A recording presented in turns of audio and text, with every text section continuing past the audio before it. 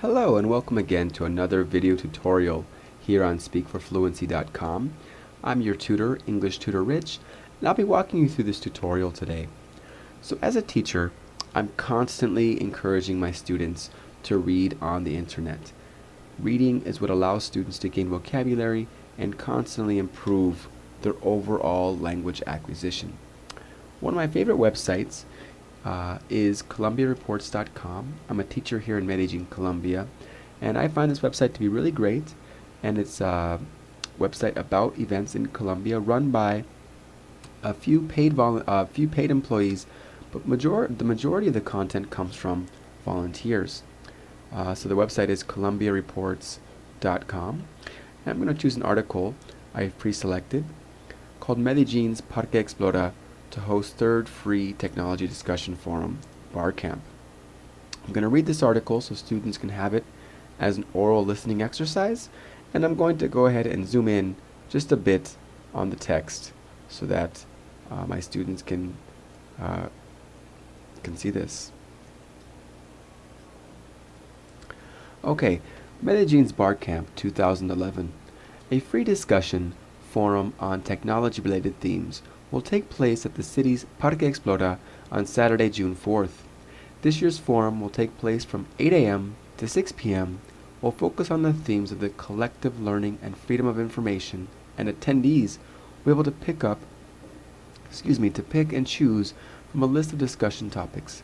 The event has taken place in Antiochian City for the past 2 years and involves a series of discussions regarding topics such as website development, the use of free software, and projects and innovations taking place in this regard. Barcamp is an international event model that was first developed in Palo Alto, California in 2005. The model is intended to run counter to a traditional conference, and instead, various individuals define a central topic and the public is free to participate. There is no audience, so to speak, but rather numerous people who actively participate in the discussions, according to information on the event's Facebook page. Event organizers can be contacted by clicking this link. Okay, so I like this website because I think that it's really just a great resource for websites in English, and also for students who want to read local news. It's a great resource. Okay, so this is ColombiaReports.com. I've shown you an article. Now I'm going to select a word that perhaps a student may not know. The term attendees, which is in the plural form. So I'm going to take a look at dictionary.com, which is also a free website. I'm going to look up the word attendee. Actually, I'm going to make it singular. And you'll see the word attendee. It is defined for us. Also, it's separated into syllables. So see, it's a noun. Here we have the pronunciation rendered in regular letters to demonstrate the attendee, bolded to demonstrate that's the syllable that receives a stress.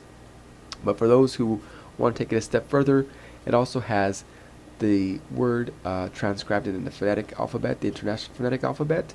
So attendee, attendee, attendee, attendee. So you have three pronunciations here. Attendee with the schwa, attendee, the attendee, or the attendee. I prefer the first pronunciation. Okay, in any event, the greatest part is that we have this little speaker icon. If I click on this, attendee, you're going to see the and this apostrophe here indicates that the last syllable is a syllable that receives a primary stress. Okay, so this is a tutorial to demonstrate how you can use these resources to increase your knowledge and your vocabulary. But say, for instance, a student reads this and they're still not sure of the definition, which I'll read for you right now. A person who is present at a specific time or place, a conference with thousands of attendees. So here we see a conference, right? And what's really good about this website, I can click on any word and it'll take me to that word, conference. What is a conference? But also, I want to take you to a new website, wordreference.com, really one of the best free dictionaries on the web for foreign languages. And you notice you'll see all the different languages, and actually this isn't even all of them, But I've chosen English to Spanish, looked up attendee, que atiende. So you can see now that the word has been defined for us in Spanish, so if the student didn't first understand the English definition on dictionary.com.